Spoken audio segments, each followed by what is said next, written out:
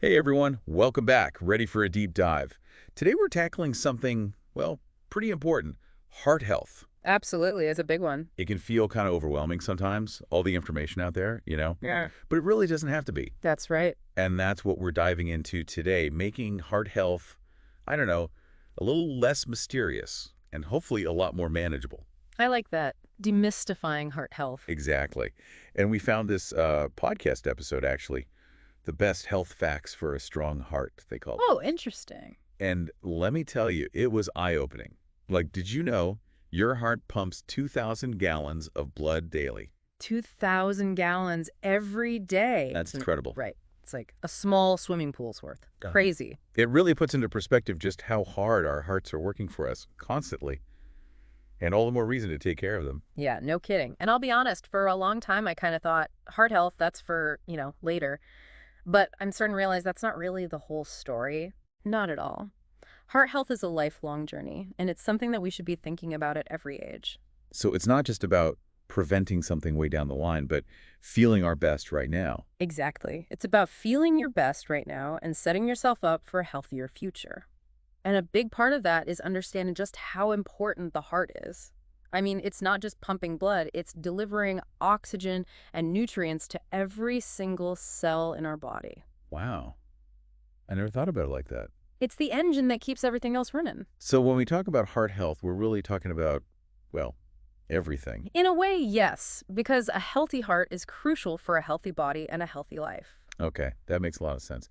And it makes me think about the fact that heart disease is, well, this a pretty big deal globally, right? It's actually the leading cause of death worldwide. And that's true for both men and women, which is something a lot of people don't realize. That's huge. Yeah. Okay, so we're all on board with the why, but I think now it's time to clear up some of the confusion around heart health. You know, those myths we all hear and maybe even believe? Oh, I know exactly what you mean. The myths. There's so many of them out there. But that's why we're here to debunk those myths and get to the truth about heart health. Ready to dive in. Let's do it. Let's do it. So, myth number one, and this one, I hear this one all the time. Heart disease, it's a man's problem, right? Oh, absolutely. You hear that one a lot. But the truth is, it's the leading cause of death for women, too, globally. Right. It's not just a men's health issue. Seriously, leading cause for women too. Wow, I did not realize that. It's a common misconception, but a really important one to clarify. Yeah. And, what's even more, I guess, kind of sneaky about it is that women often have different symptoms than men. Different symptoms. Yeah, I mean, men, classic signs, right? Chest pain, things like that. But women, it can be a lot more, I don't know, subtle, like fatigue, feeling short of breath, even just nausea. Easy to brush those off. You know? Oh, absolutely. You'd think, oh, it's just a bug or something. That's scary, actually. Okay, myth number two. Are you ready? This one's important to me. You need those really intense workouts to really make a difference for your heart. Okay, I like where this is going. Myth busted. You do not need to be running marathons. I was hoping you'd say that. I don't even like running to the mailbox. So what are we talking about here? Just like being generally active. It's more about consistency. I mean, honestly, even a brisk walk, 30 minutes, most days a week, that's huge. Dancing, swimming, even gardening. Okay, that I can get behind. My houseplants could use some love anyway. Yeah. See, this is what I'm talking about. Heart-healthy living, it doesn't have to be miserable. Right. It's about finding things you enjoy that you can stick with. Exactly. Okay, one more myth. This one feels like it's everywhere. Hmm. Low-fat diets. That's the ticket to a healthy heart, right? Yeah, that's a big one. And it's not totally wrong, but it's not the whole story either. Like, I'm looking at my avocado toast right now feeling very conflicted. You know, there's good fats and bad fats. It's really more about being mindful of which ones you're choosing. Okay, good fats versus bad fats. What's the deal there? So your bad fats, those are like the saturated and trans fats. You find those in processed foods, a lot of baked goods, fatty meats, that kind of thing. And those can raise your bad cholesterol. That's that LDL cholesterol you might have heard of. Okay, bad cholesterol, got it. And why is it so bad? Basically, it can build up in your arteries, and that's not good because it can restrict blood flow, and then, well, that leads to heart problems. Yeah, not good at all. So then the good fats. Those are your unsaturated fats. They can actually be beneficial for your heart. Things like nuts, olive oil, fatty fish. Those are all great sources. So it's not about eliminating all fat, just choosing the right ones. Yeah. That's good to know because I really wasn't ready to give up my avocado toast. Exactly. A healthy diet doesn't have to be boring. This is all making a lot more sense now. So we've tackled some of the biggest myths. What can we actually do to keep our hearts healthy? What are some practical steps we can take starting today? Yeah, so many great points. But, I'm ready to put it all into practice. What can we actually do? When it comes down to it, it really is about a few key lifestyle choices. Okay, like what? Well, let's start with diet, because Yeah, what we eat, huge impact on our hearts. makes sense. So what are we eating? It's not about deprivation or anything. Lots of fruits and vegetables, whole grains, lean protein, those are all great. Hmm. Ooh, and remember those good fats we were talking about? Yes. Avocado toast. Safe. Exactly.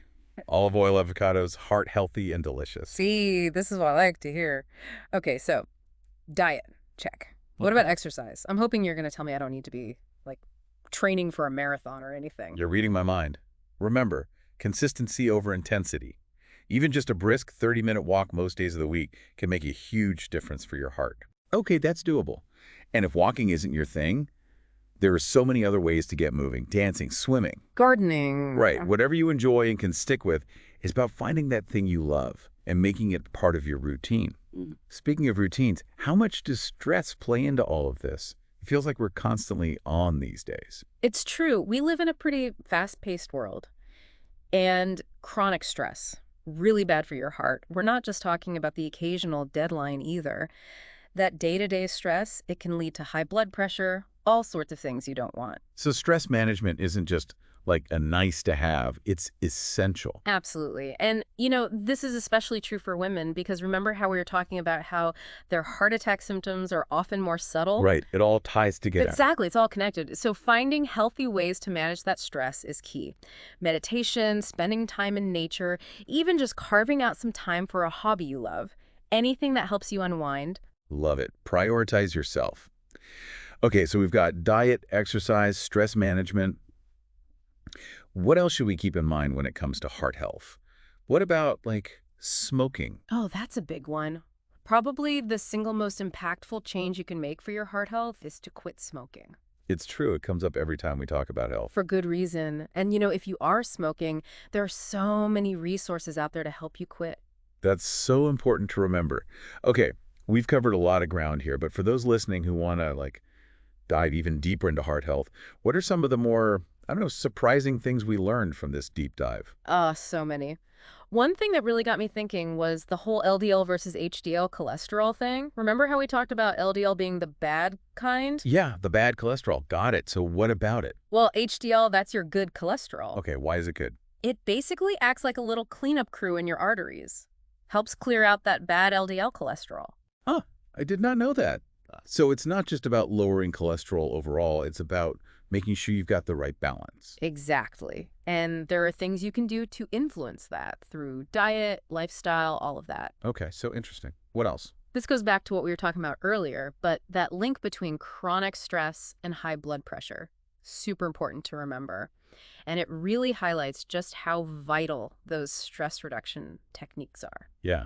I mean, finding even just 15 minutes a day to do something you enjoy, that's got to be good for the soul and the heart, right? Absolutely. Taking care of your mental health, it's taking care of your physical health. It's Yep. all connected. So true.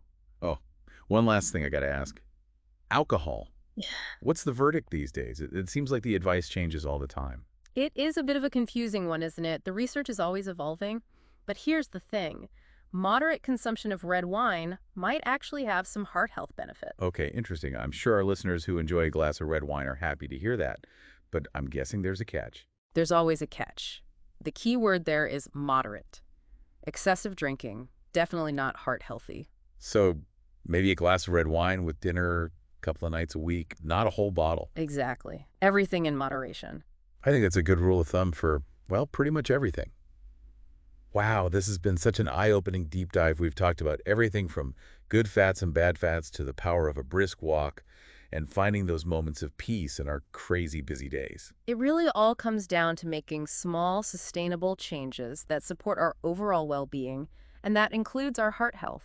Absolutely. So for our listeners out there, think about this. What's one thing you can do starting today to show your heart a little extra love? Maybe it's swapping out that afternoon soda for a glass of water. Maybe it's taking the stairs instead of the elevator. Or maybe it's finally trying that yoga class you've been thinking about. Exactly. Just one small step. You've got this. Small steps lead to big changes. Thank you so much for joining us for this deep dive into heart health. Until next time, stay curious, stay informed, and most importantly, stay well.